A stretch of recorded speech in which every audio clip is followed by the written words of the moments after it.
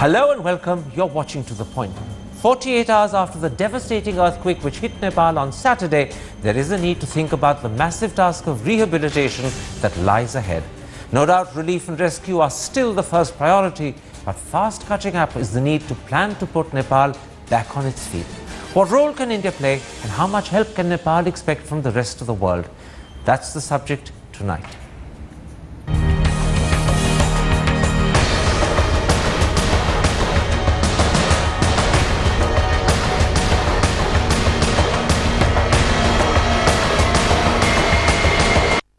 Joining me now to look beyond relief and rescue to rehabilitation in Nepal is India's former ambassador to Nepal, Shiv Mukherjee, the Deputy Director Humanitarian and Disaster Risk Reduction at Oxfam, Zubin Zaman, a former member of the National Disaster Management Authority, KM Singh, and joining us from Kathmandu, the editor of Annapurna Post, Yuvraj Ghamire. Yuvraj Ghamire, beyond the immediate and obviously pressing concerns of relief and rescue lie the medium and longer term challenge of putting Nepal back on its feet.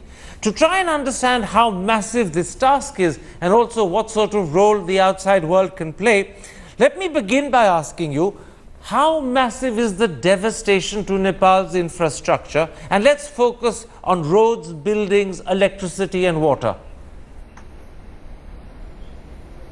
Well, it's quite a devastation, and Nepal was certainly not prepared for this. Like the moment the search and rescue operation is on, Nepal government hasn't even assessed how, what would be the support, what kind of support it would want. But at the moment, rescue, the treatment of the wounded, there's immediate rehabilitation, temporary rehabilitation. Long-term rehabilitations are certainly necessary, but before that, the extent of damage, property, life, they have to be made. Okay. One other question. You're talking about the devastation mainly centered around Kathmandu. What information are you getting about the devastation through the countryside in rural Nepal?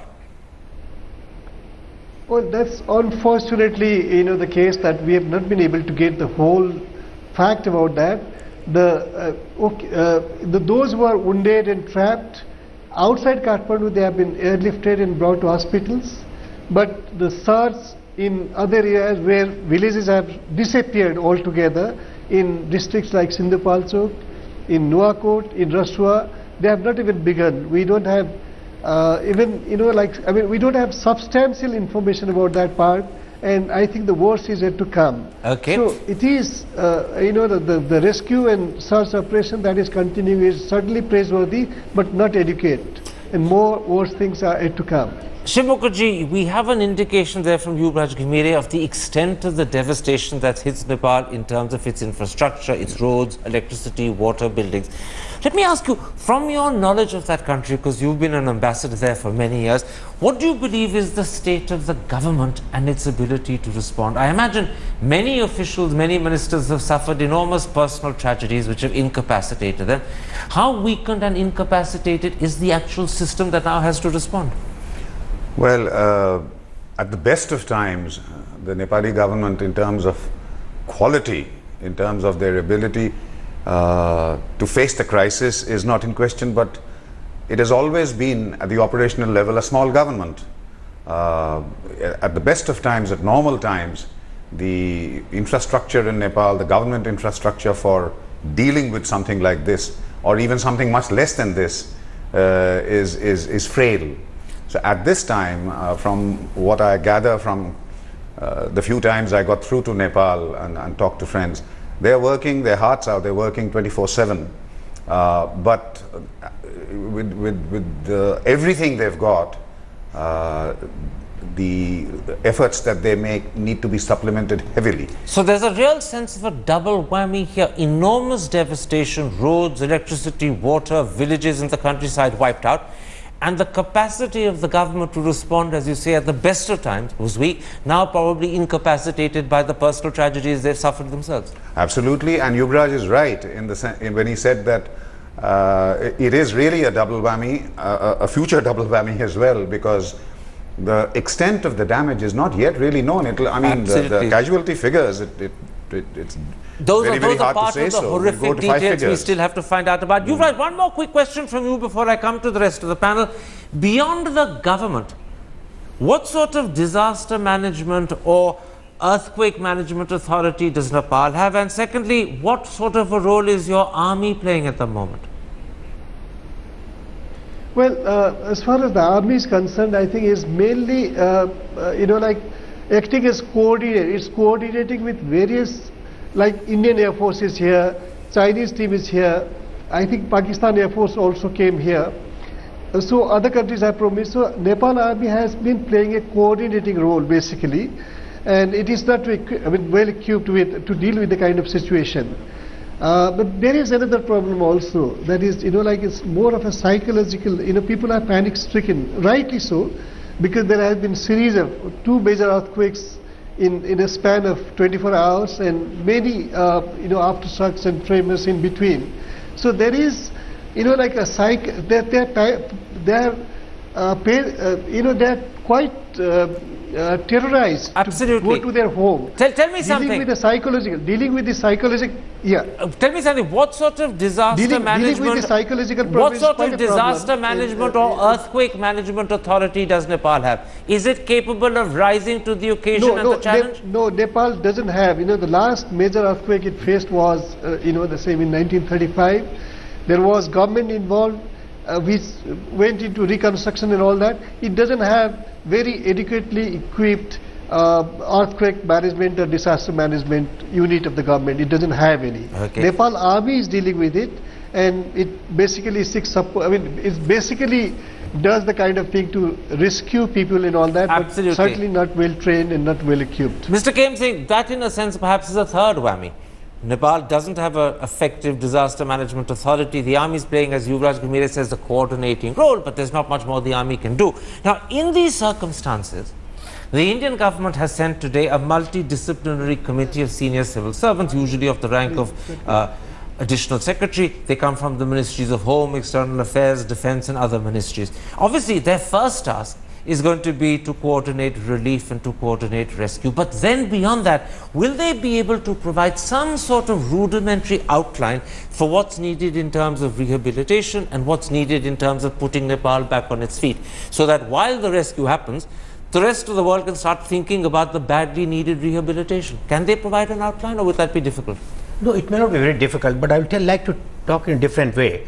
The outline that is going to be, if we go in a constructive manner with a long-term vision, it has to be in two phases. One is the immediate rehabilitation, maybe in 10 days, prefab buildings and all. Other is the long-term, and that is very, very important. This is a very important thing you're saying. Rehabilitation has to be thought of as a 2-stage process. Yeah. There's the immediate one, where you need perhaps prefabricated buildings or more secure tents, and then there's the longer term, actually rebuilding the country. Yeah. Now, this team, can they contribute an outline to both stages or only to the first one? It is possible, I'll tell you. I'll give you 2 examples in India.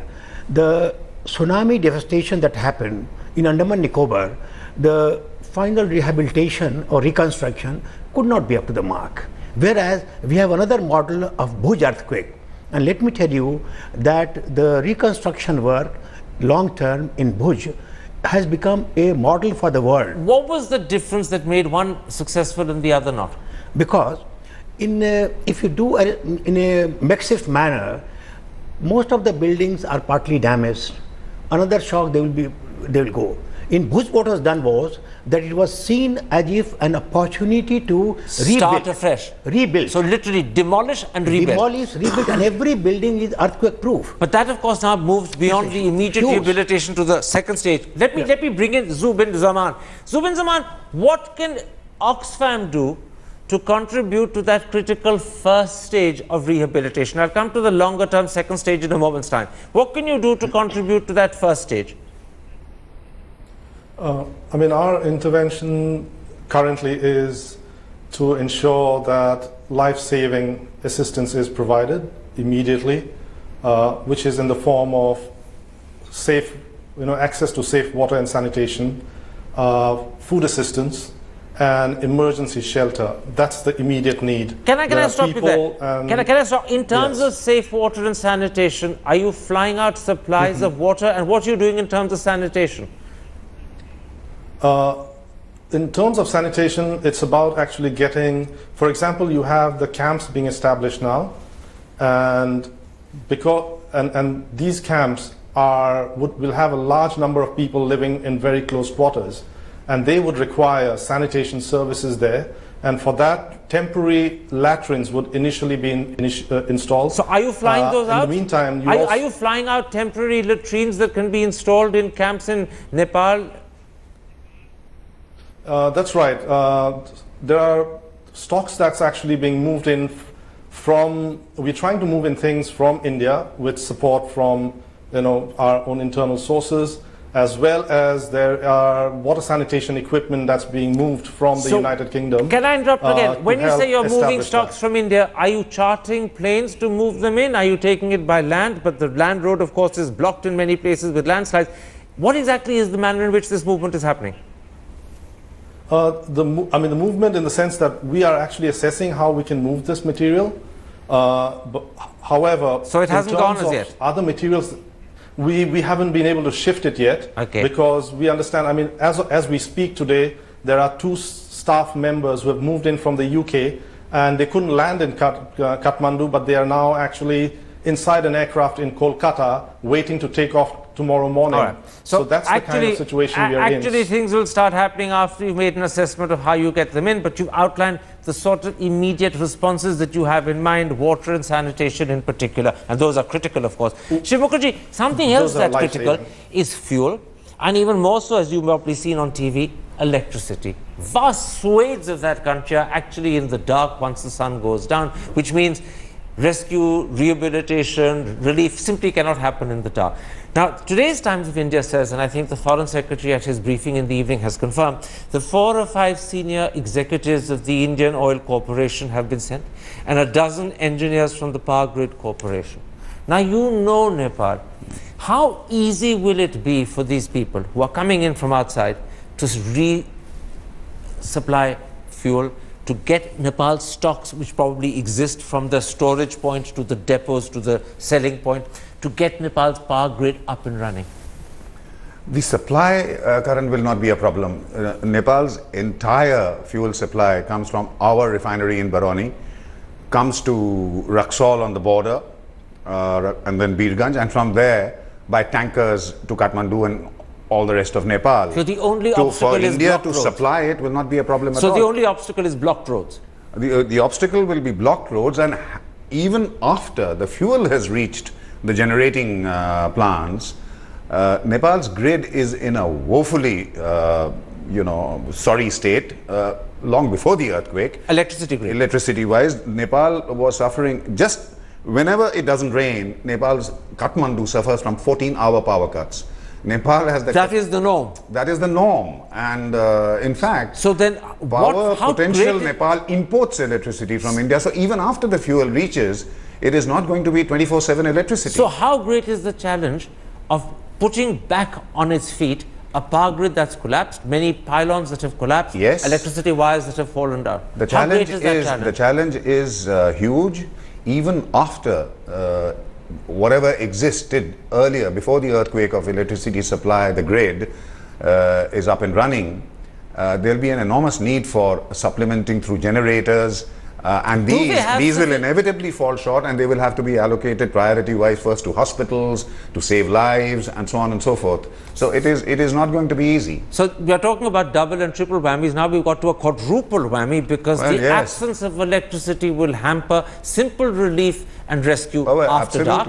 And putting that electricity back is going to be a multiple task, because, as you said, anyway Nepal has 14-hour power cuts. Now pylons collapse, grids collapsed, wires fallen. Putting that back is going to be a huge task. And not to forget, whenever there's a shortage, the only source of supplementing that is from India, and the neighboring states, Bihar and Eastern UP, are chronically electricity short themselves. Mr. Khem Singh, I presume there's a lot of international assistance that is waiting to enter Nepal and to help. I know, for instance, China is extremely keen to cooperate. I know Pakistan is cooperating, Britain, France, America, many of them are. Is there a need in this situation where there are multiple people wanting to help for a central coordinating authority that can A, decide the priority of what's wanted, and then B, decide which particular country takes on which particular task? There are two models again I will mention. One is, if this coordination, can be done by Nepal government only, because ultimately they are the recipients. Are they in a position to do it? That will be difficult. But other model that I am coming to, there is, in this is a response mechanism, there is something called UN OCHA, United Nations Office of Coordination of Humanitarian Assistance. They are very well in this coordination. And they have. So you're suggesting that in fact we may use their services? I'm coming to that. And they have something called UNDAC team. They know how to coordinate within a different. UNDAC team, part of the UNDAC team has already reached Kathmandu. So this task could be handed to them? If they are a very good coordinator. That's what I'm saying. This task could be handed to them. UNDAC can coordinate. You wanted to come in? With the greatest respect, I disagree completely. Handing it over to the UN for coordinating anything in Nepal, even on the best of times, would be disastrous. They have no knowledge of the country. The people they will choose come under the quota system of the UN. I've had experience of that. I speak from that experience. The only coordinating agency that will succeed in Nepal because of the local knowledge is Nepal, assisted by India. India will send in troops. On the ground, it's Indian troops and the Nepal army. We have 7 Nepali regiments from where we are sourcing the army people. We have 125,000 Gorkha retired soldiers who are headmen in their villages who will help in the coordination effort. The UN cannot do it. No other country can do it. They would be best advised. Zubin Zaman, let me bring you in at this point. Give the material, hand it over to the Nepali and the Indian coordinators, and then back off. Zubin Zaman, let me bring you in at this point. We're talking about the different types of international assistance and the need for a central coordinating authority. Are you planning an international campaign, because Oxfam is very good at organizing those, to help provide some of the assistance that Nepal needs in terms of specialized manpower, in terms of specialized equipment like diesel, because they don't have power, beyond simply water and sanitation that you talked about? In other words, are you prepared as an organization to expand the services you provide and to go further afield?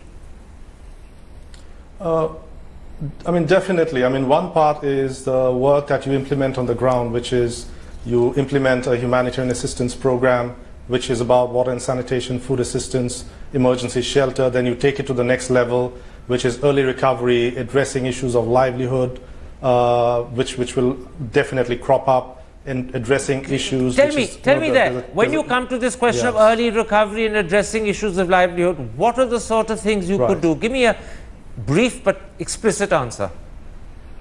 I mean, the explicit answer here is to actually assess. I mean, people would have lost their productive assets. People would have lost their income generating sources. We need to identify what those sources are. Then we need to actually plan and help them and reinvest into those livelihood aspects of various levels of income groups. I mean, it's the rich as well as the middle income, as well as the very poor who may have got impacted by this event. But the point is that, you know, assistance needs to go into ensuring that people's livelihoods are restored, because there has to be some way that we have to take this process forward. Yuvraj Ghamire, we're talking about recreating people. Oh, sadly, we don't have Yuvraj Ghamire there. Let me put that to you, Shiv Mukherjee. We're talking about livelihoods. We're talking about recreating opportunities for people to earn and be able to live a life and rebuild themselves. Now, Nepal has not just been hit in terms of infrastructure. It's a tourist-dependent country, and its tourism infrastructure has been destroyed, and worse still, tourists themselves have been put off. Right. How much of a challenge would it be to gear up once again to receive tourists and then to convince them that they should come? It will take a long time. My guess is at least if things go well, if the recovery process, the rehabilitation process goes without glitches and so on, it'll take at least 2 to 3 years. I was in Egypt when tourism got smashed because of terrorist attacks, and it took at least 3 years for them to recover. So at a critical moment of time when they actually need resources, they need finance, one great source of finance is devastated. It's devastated. Yuvraj Gumere, you're back with us. You know, we're talking about what the Indian government is doing to help Nepal. I know that you've also got a lot of assistance coming in from China, and I know that there's a sense of rivalry between India and China. At this moment of time, is there a sense in which Nepal is very grateful that both your neighbors want to do as much as they can to the extent of competing with each other, because that guarantees you two supply sources rather than just one? Well, I think there is, there is a sense of cooperation. And I think there is no difference between the two countries on this. Although the information that we have is Prime Minister Modi was engaged in assessing the situation even before Nepal government started assessing its own situation and the impact of disaster, and Indian help came quite fast. That in that sense, even before even before Nepal government formally and officially solicited it, and China then came with a team of. So I think there is a sense of cooperation as far as these two countries are concerned in the moment. But let's see, the challenge lies in, again, assessing the extent of damage. Absolutely. And reaching the relief materials to the victims. So unless we know where the victims are and what is the extent of damage and suffering in other places outside, you're making a very good point. It's for the government of Nepal to decide, to at least bring the donor countries and neighboring countries to tell them, where their support is needed. Very quickly, Yuvraj Gumere, a lot depends upon the government of Nepal, and while you were not with us because the line had broken, we were talking about the essential coordinating role that government has to play. How is it performing in the challenging circumstances? Give me a short answer. How effectively is the government of Nepal responding to this incredible challenge? No, there are doubts. There are doubts that Nepal government would be able to do that because it's discredited for other reasons, political reasons, especially its failure to deliver the constitution, lack of clarity, and all that. So there are doubts, but we hope that this is in this tragic circumstances they forget their political differences and streamline their bureaucracy and secure the support. I'm going to stop you there because you made your point very clearly and I'm running out of time. I want to ask Mr. Karan Singh something. In a situation where the Nepal government is incapacitated because of political problems that have undermined its credibility, as Yuvraj Gumere has explained, because they've suffered enormous personal tragedies that have also incapacitated them, are there Indian officials that we can temporarily send to work with the Nepali government as sort of on secondment to help stiffen the backbone of that system? Before I answer that because I'm running out of time. So you have to stick to this. Very briefly, please stick to this because we're running out of time. Answer my question. But I never advocated UN. Let's leave that aside. But the point is, yes, we are capable. India is capable of sending people on secondment. Helping the Kathmandu government, Nepal government, with our expertise, we will definitely be able to help as much as possible. Would the Nepalese people be willing to accept on secondment Indian officials who come and beef up their system, so to speak, particularly at a time when they themselves can't do it? I would say yes. We ourselves don't favor sending large teams to sort of replace the role that the Nepali government should. We've always made it very clear that if they request assistance, human or material, it will be provided. Very quickly, because I'm out of time. Do you think they should? That's what the thing is. If they request for assistance in terms of human or material... Do you think they should? You heard Yuvraj Gumere say the government is lacking credibility. For the immediate crisis, yes, they should, wherever they need assistance, and I'm sure they will. My experience says they will. And we will respond. And we will respond. All right, gentlemen, I'm going to have to leave it there. We've run right out of time on this particular half hour. We're going to, after this, go back and cover actual news events from Kathmandu and some of those terrific stories as well as some of those tragic ones that have been coming out. My thanks to both of you for coming to studio. My thanks also to my other guests. There we end this particular half of the show. In the second half, we'll be back in Nepal covering the awful tragedy that still continues.